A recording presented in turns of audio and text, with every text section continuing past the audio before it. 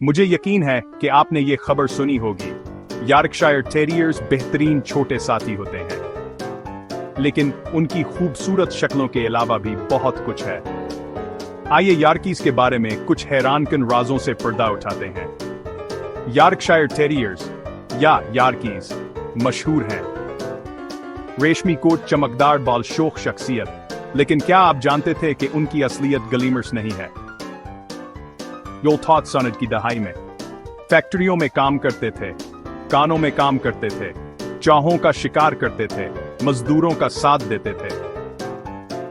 सिर्फ 7 पाउंड वजन होने के बावजूद यॉर्कीज बहादुर और दलीर होते हैं। कभी कभी उन्हें यह एहसास भी नहीं होता कि वो कितने छोटे हैं।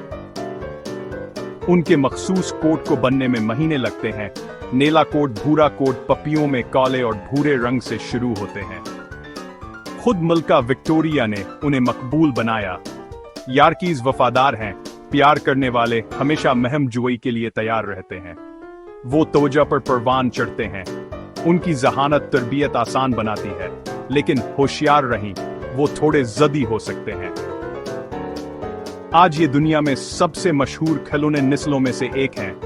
वो अपने एतमाद के लिए पसंद किए जाते हैं और अपनी दिलकशी के लिए भी।